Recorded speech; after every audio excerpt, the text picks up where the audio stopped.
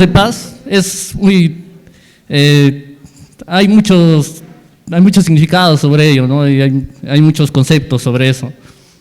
Si hablamos de paz, a algunos de repente se nos viene a la mente la guerra, a otros se nos viene de repente a la mente un momento de tranquilidad. Inclusive un rey mandó hace años dice la historia que un rey mandó a pintar, mandó a que se pueda ilustrar la paz en un cuadro. Entonces, habían dos cuadros que habían presentado y se representaban la paz. Uno era un cuadro donde había una playa con un sol hermoso y el mar, la arena, todo, ¿sí? Y en otro era un lugar tenebroso ahí donde había una cascada, plantas por todos lados, todo oscuro. Pero dentro de esa cascada había un pajarito que estaba parado así, con todo sereno, tranquilo, que no se asustaba por nada. Entonces el rey escogió, cuando dio por ganador, ¿cuál escogió? No escogió la playa con todo sereno, no, sino escogió el pajarito, porque la paz representaba eso, ¿no? Que en un entorno de dificultad uno se pueda mantener calmado. Entonces, lo que vamos a ver hoy día vamos a ver paz unos con otros. Está en Marcos 9:50. Lo voy a leer. Dice: buena es la sal, mas si la sal se hace insípida, ¿con qué sazonaréis? Tened la sal en vosotros mismos y tened la paz los unos con los otros. Ahora hay que entender este versículo, porque este versículo viene a ser la conclusión de todo un texto. Este versículo empieza, en realidad, el contexto del versículo en sí, la conclusión empieza desde el 49, cuando inicia diciendo por un por qué. Dice, ¿por qué? Dice, porque todos serán salados, dice. Entonces, quiere decir que versos atrás ha tenido que haber alguna enseñanza o ha tenido que pasar alguna cosa para que el Señor les diga esto a los discípulos. Ahora, para eso vamos a retroceder un poquito más atrás, vamos a retroceder hasta el verso 33. Entonces, vamos a entender el contexto en realidad de este pasaje. Ahora, ¿qué había pasado? Antes de esto, Jesús había llevado a 3 discípulos para hacer la transfiguración, para que hagas la transfiguración. Jesús había hecho la transfiguración y 3 discípulos habían presenciado esto. Luego, Jesús les habla a los discípulos de su muerte nuevamente. Y en el transcurso de que estaban regresando y estaban yendo a Capernaum, los discípulos iban haciendo algo.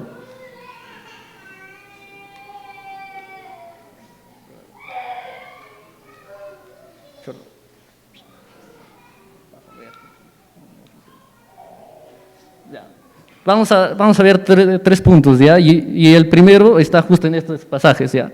El sobresalir versus el servir. Y está del 33 al 35. Ahora, entrando al contexto, ¿qué estaba pasando? Los discípulos estaban discutiendo. Bueno, en la Biblia nos dice que era en el camino que estaban yendo a Capernaum, pero no encontré una imagen donde estaban discutiendo así en el camino, entonces puse la única imagen que había donde los discípulos estaban discutiendo, pero ahí están discutiendo los discípulos, pero en realidad lo estaban haciendo antes de llegar a la casa en Capernaum. Y el Señor les va a hacer una pregunta justamente sobre esa discusión, y vamos a leer el verso 33 al 35 nada más. Dice: y llegó a Capernaum, y cuando estuvo en casa, les preguntó: ¿qué disputabais entre vosotros en el camino? Mas ellos callaron, porque en el camino habían disputado entre sí quién habría de ser el mayor. Entonces él se sentó y llamó a los 12 y les dijo: si alguno quiere ser el primero, será el postrero de todos y el servidor de todos. Como decía, el verso 50 es una conclusión de todo de hechos que vienen más atrás, de sucesos de más atrás, donde se va a ver lo antónimo a la paz, y que es el conflicto. Entonces, aquí había el primer conflicto entre los discípulos que estaban yendo a Capernaum, que estaban peleando entre ellos. ¿Por qué? Por saber quién iba a ser el mayor. Ahora, esta discusión para los discípulos era algo lógico porque solo 3 habían sido escogidos para ver la transfiguración de Jesús. Entonces, posiblemente entre los discípulos habían algunos que se creían superiores a otros. Y ellos iban discutiendo dentro de ello.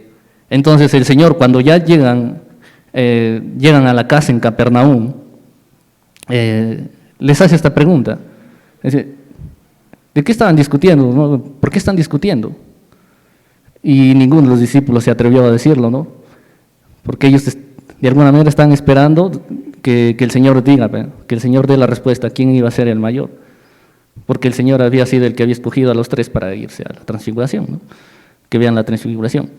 Entonces el Señor les va a dar acá ese es el primer conflicto que va a haber, que van a demostrar acá los discípulos. En realidad, todas las enseñanzas de aquí en adelante va a ser una enseñanza hacia los discípulos. Y esta es la primera, porque acá van a demostrar el primer conflicto, el conflicto entre ellos mismos. No tenían paz entre ellos mismos. Estaban peleándose por saber quién era el mayor. Y el Señor les va a dar una lección aquí. Les va a decir, el que quiere ser el primero, tiene que ser el último. Y tiene que servir a todos los demás. Entonces el Señor de aquí les va a decir, entonces, ¿cómo mantienes la paz? ¿Cómo es que tú vas a mantener la paz para que no estén discutiendo? Para que no se preocupen por quién va a ser el primero. ¿Cuál es la solución? Es servir. Si ustedes se sirven entre sí, no van a estar discutiendo para ver quién es el primero. Es algo interesante tal vez esto porque de alguna manera tal vez nos va a hacer ver la realidad en la que estamos también, ¿no? Porque nos hace ver, nos hace pensar también en nuestro servicio o inclusive también si nos creemos, nos estamos creyendo superiores a otros, ¿no? Porque de repente hemos tenido más favor de Dios, ya sea en lo material o en lo espiritual, ¿no? De repente nos podemos creer superiores a los demás y alzamos con la cabeza en alto, ¿no? Caminamos por la cabeza en alto.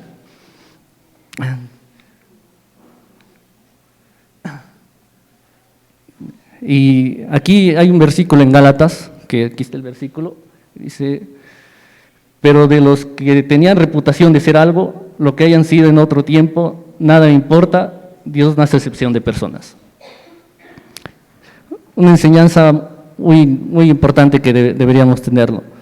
O sea, si el Señor no hace excepción de personas porque hayan tenido superioridad o otras cosas, ¿por qué deberíamos hacerlo nosotros, no?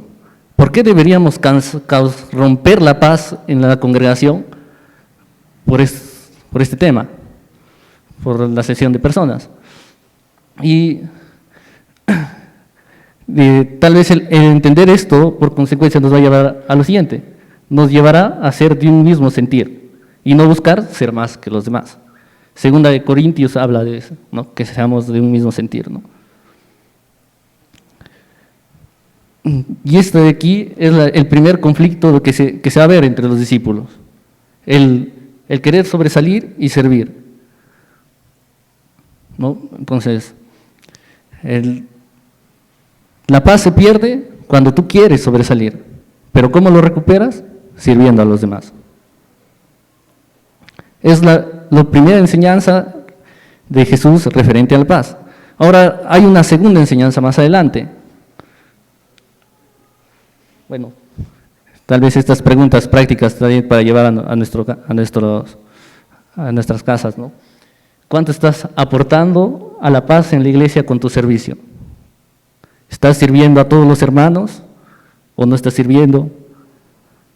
De repente piensas que como ya tienes más favor de Dios, ya no es necesario que sirvas. O lo otro, ¿estás buscando sobresalir sobre los demás en la iglesia? ¿Estás buscando ser más conocido en la iglesia, ser más amado que los demás dentro de la iglesia? tal vez sí hay que responder esas preguntas en nosotros mismos, ¿no? Si, ¿qué estamos buscando en la iglesia? ¿Cómo estamos aportando a la paz dentro de nuestra iglesia, ¿no? ¿Estamos del lado de sobresalir o estamos del lado de servir? Ya, segundo punto, el otro caso de los discípulos. Está en los versículos 38 a 41. Los celos del grupo versus la tarea de Dios. Ahora, ¿qué pasa aquí? Vamos a leer del 38 al 41. Dice, Jesús le respondió diciendo, Juan le respondió diciendo, Maestro, hemos visto a uno que en tu nombre echaba fuera demonios, pero él no nos sigue y se lo prohibimos, porque no nos seguía. Pero Jesús les dijo, no se lo prohibáis, porque ninguno hay que haga milagro en mi nombre, que luego pueda decir mal de mí, porque el que no es contra nosotros, por nosotros es. Y cualquiera que os diere un vaso de agua en mi nombre, porque sois de Cristo, de cierto os digo que no perderá su recompensa. El segundo conflicto que se va a dar aquí. Ahora, Juan, luego de que el Señor le reprendiera por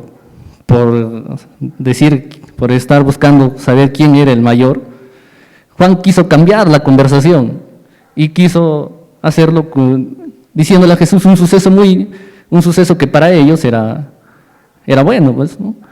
Porque había un señor que estaba expulsando demonios en el nombre de Jesús, pero como no estaba con ellos, dijo, no, los únicos que tenemos autoridad para hacer eso son nosotros los discípulos y Jesús, porque nosotros estamos con Jesús. Entonces, si Él no está con nosotros, no viene con nosotros, no vive con nosotros, no anda con nosotros, hay que prohibírselo.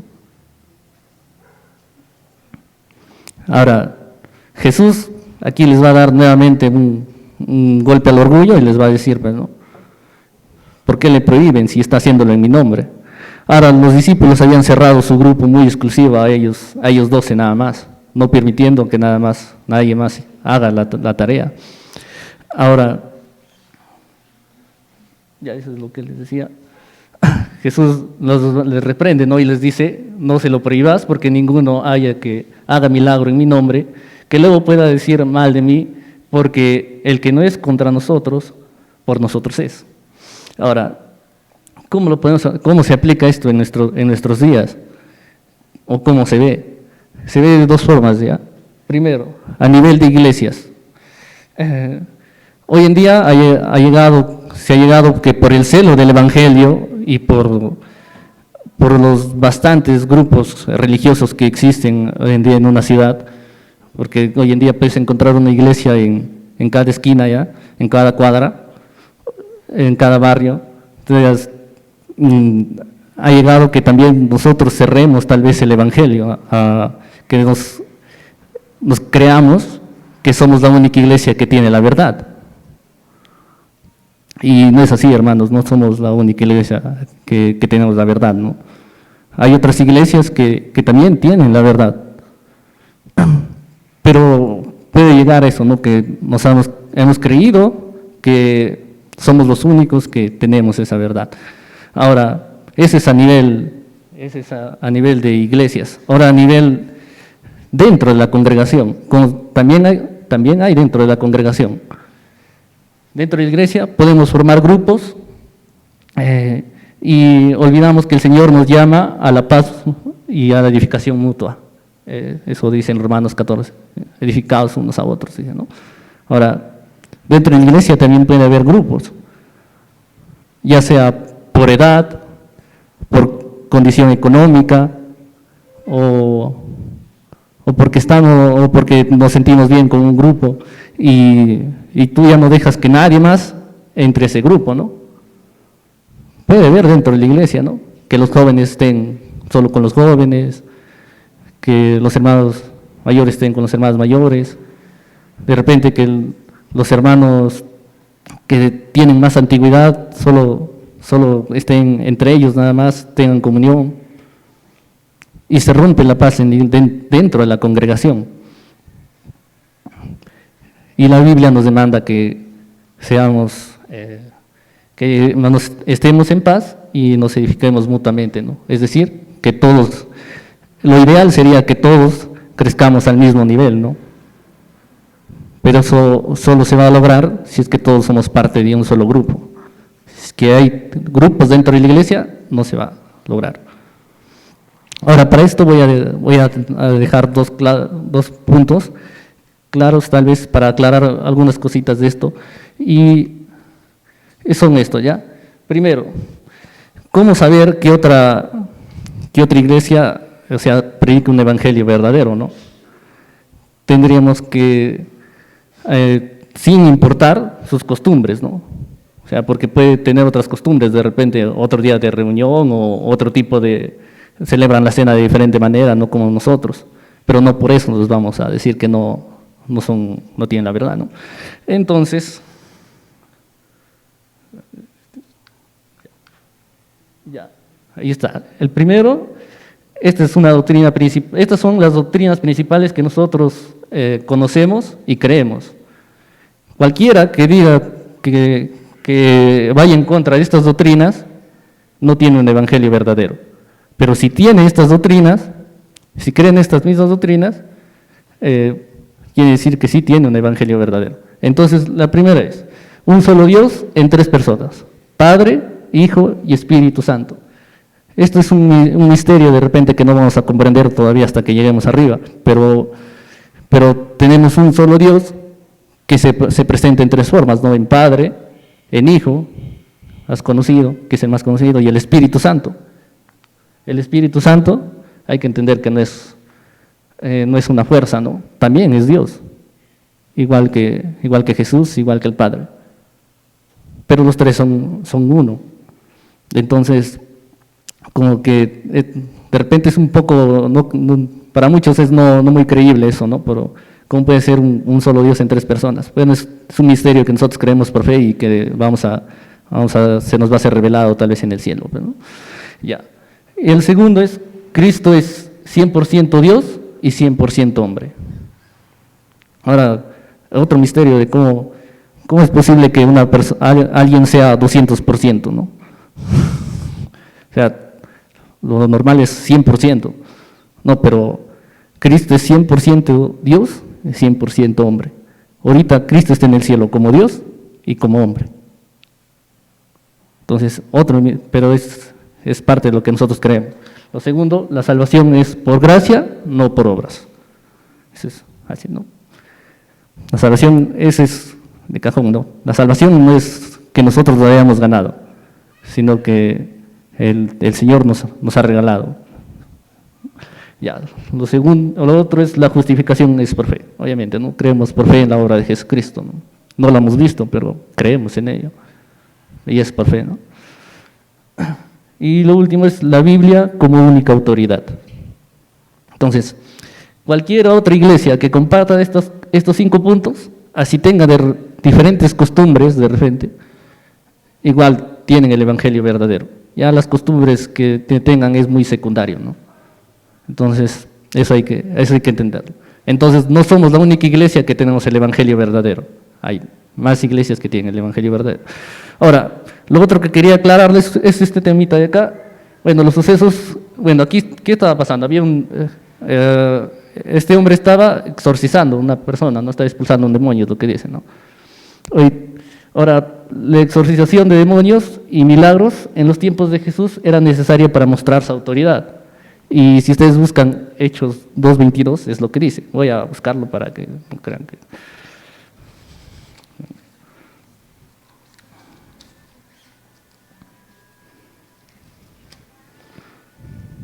Dice, varones israelitas, oíd de esas palabras. Jesús Nazareno, varón aprobado por Dios entre vosotros, con las maravillas, prodigios y señales que Dios hizo entre vosotros por medio de él, como vosotros mismos sabéis. Entonces, ahí está. O sea, ¿para qué era necesario los milagros y todas esas cosas que hacía Jesús? Para que muestre su autoridad, ¿no? Que él viene de arriba. Ahora, hoy en día, puede que se haya esto, lo de abajo. Hoy en día, la idea de estos pueden ser usados por el beneficio personal. Hoy en día, la idea, la idea. Puede que sí sea una realidad, ¿no? Hoy en día puede que también de repente existen demoniados y de repente hay alguien que necesite exorcización, pero es muy diferente a lo que hacía Jesús. Jesús hacía para mostrar su autoridad y Jesús lo hacía sin beneficio propio. Hoy en día todo se hace por beneficio de una persona, ¿no? Hoy en día las iglesias te dicen, no, te vamos a sanar si tú das esta cantidad. Yo no sé si algunos lo han experimentado, pero en lo personal, por ejemplo, si a mí me dijera, si algún conocido, un familiar me dijera, oye, tú que eres cristiano, ¿podrías venir a exorcizar a un familiar? Bueno, yo me iría con mi casco y bien forrado por lo que he visto en las películas de terror, porque nunca lo he experimentado, pero lo único que podría hacer es orar por él. No se puede hacer más, ¿no? Nosotros no vamos a reprender al demonio, ¿no? El que va al final, solo podemos orar por una persona. Entonces, pero no es lo que presentan muchas iglesias hoy en día, ¿no? Entonces, por eso tal vez esto de aquí también hay que tenerlo muy en cuenta para eso, ¿no? Sí. Ya, ya, estas preguntas, ya.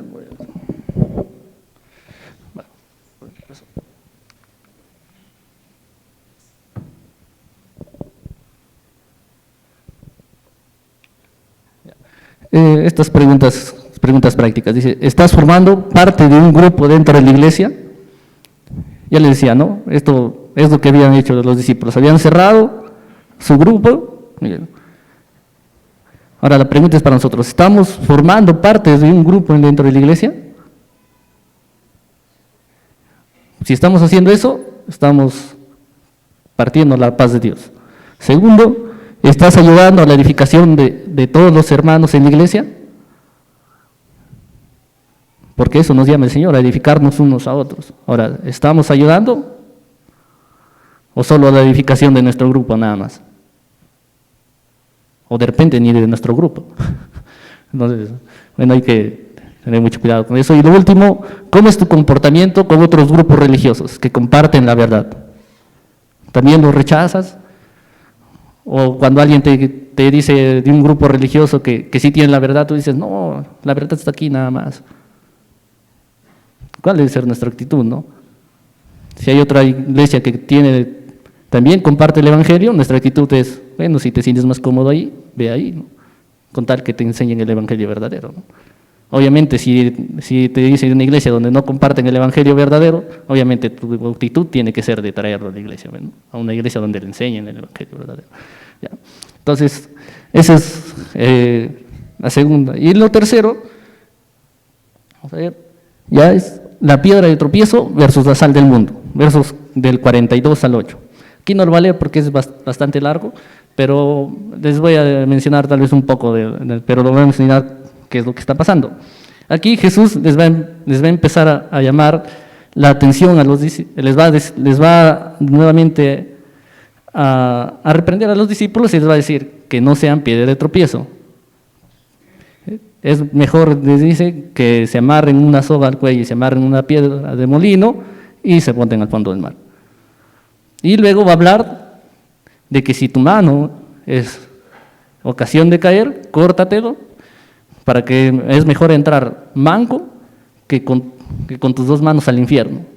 Luego dice lo mismo con el pie, luego mismo dice con los ojos, y bueno, y así. Ahora, el pecado es una realidad. El pecado es una de las principales razones por las cuales se pierde la paz, por las cuales se pierde la comunión. Entonces, y por eso tenemos que tener mucho cuidado con ello. Tenemos que cuidarnos bastante del pecado. Y, bueno, voy a hacer entonces, yo he hecho un pequeño resumen, voy a mover para acá para que lo puedan ver.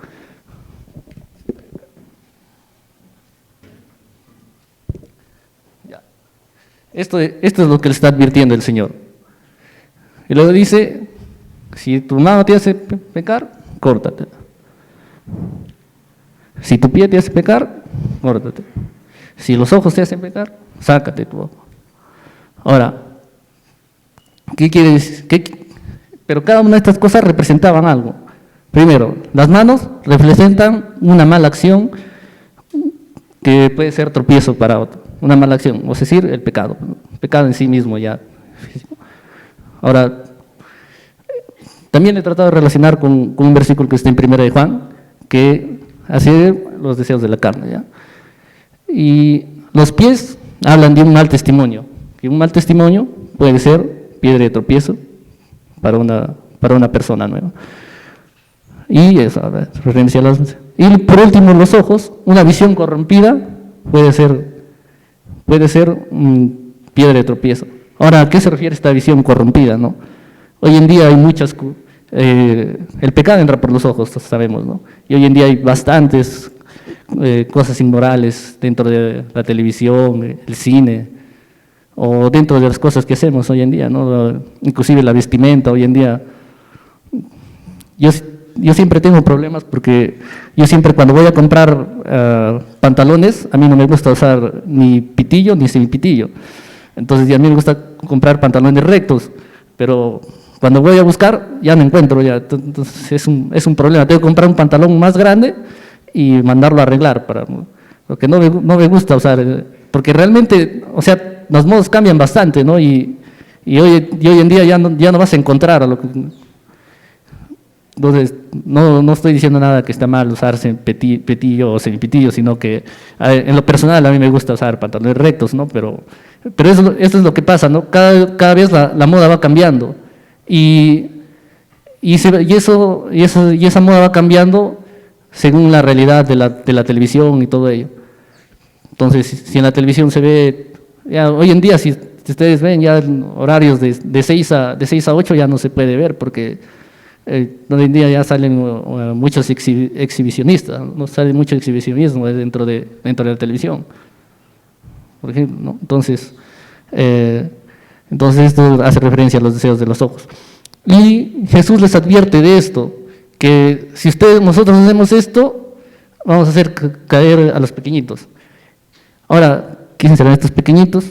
Son personas nuevas que están empezando de repente su vida cristiana, o personas que están conociendo a Cristo por primera vez. Ahora, ¿qué va a pasar una persona que de repente está viniendo por primera vez y te ve haciendo algo malo? Va a decir, los cristianos son así, ¿no? Y ya no va a querer venir.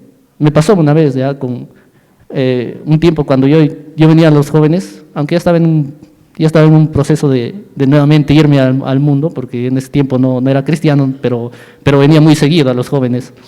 Un amigo me dice, había sido el reinado de carnaval abajo en la universidad, y me dice, hoy vamos, y estábamos yendo, y estaba cara la entrada, entonces dijimos, entonces vamos a meter unas jarras en la raza, decíamos, ¿no? En ese tiempo.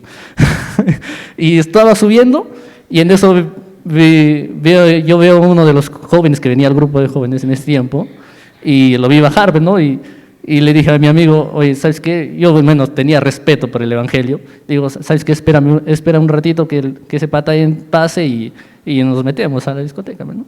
Y luego fue lo más trágico y decepcionante fue que él se metió a la discoteca. Entonces luego yo me metí por detrás y nos saltamos adentro, pero realmente yo me decepcioné bastante de la iglesia justamente por ello, porque las acciones de otras personas te hacen ver, ¿no? Que no es algo verdadero. Y eso es lo que puede pasar, y eso es lo que les está advirtiendo a los discípulos. Ya, esto es lo que les explicaba, ya. Eso hace referencia más que todo a los nuevos o a los que no han nacido de nuevo, ¿no? Ahora, porque si tú dices, ahora si yo soy creyente y entonces sigo pecando, entonces me puedo ir al infierno, porque eso es lo que dice el texto, ¿no? Dice, si tu mano tiene ocasión de pecar, córtate, no entras en el infierno. Pero en realidad hace referencia a los nuevos. Eso quiere decir que no nos afecta a nosotros, sí nos afecta. Porque si nosotros pecamos, ¿Qué pasa con nosotros? Cuando llegue el juicio, al final, vamos a llevar la conciencia de un hermano que cayó, de una persona que pudo terminar de conocer el Evangelio, pero por tu comportamiento, ahora está en el infierno.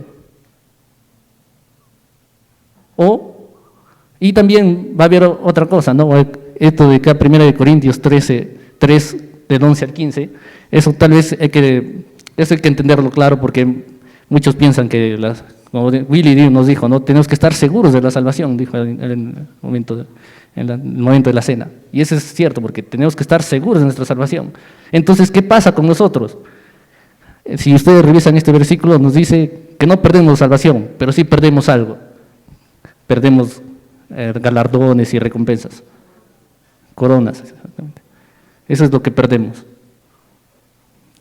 Si tú crees y pecas, esto es lo que vas a perder. No lo voy a leer porque ya estamos un poquito. Pero ahí está el versículo, si lo apuntan, lo pueden llevar a su casa y lo pueden leer, ¿no? Lo pueden buscar. Ya, ahora el Señor les va a dar la solución a esto, ¿ya? ¿Y qué es? Que seamos sal del mundo. Para mantener la paz, tenemos que ser sal del mundo. Ahora, ¿para qué servía la sal?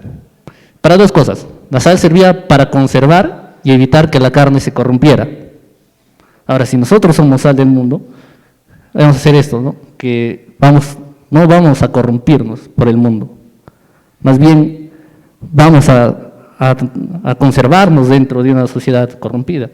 Y lo segundo es que la sal servía para sazonar los sacrificios. De alguna manera, les voy a decir, nosotros somos el sabor del mundo. Somos el que le da sentido al mundo. Y eso hay que creerlo. Para poder demostrar que somos sal, tenemos que entender que nosotros somos los que le da el sabor al mundo. Sin nosotros, los no creyentes, ¿cómo van a conocer de Cristo? Y esa es la solución para mantener la paz, ser sal del mundo.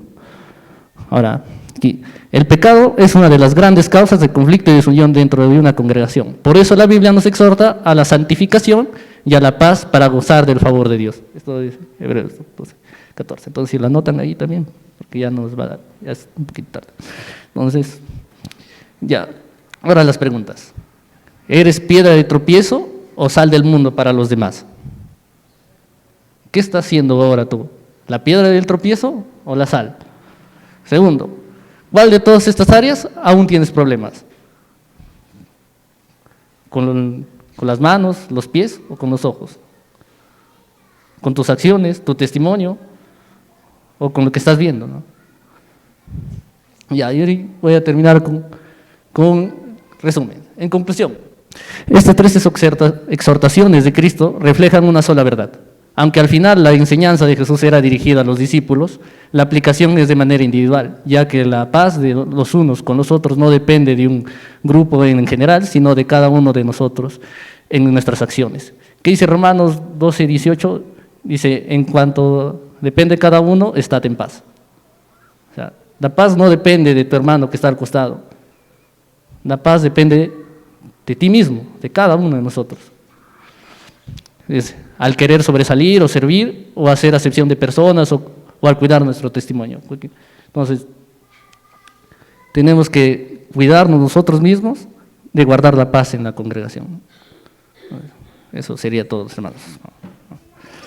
Amado Señor, quisiera darle gracias nuevamente, Señor, por que usted, Señor, nos enseña a través de su palabra a poder, Señor, entender que somos, Señor, solamente siervos aquí en la tierra, Señor, que debemos seguir ese ejemplo y buscar, Señor, la paz entre nosotros mismos primeramente, para poder luego demostrar una paz al mundo, Señor.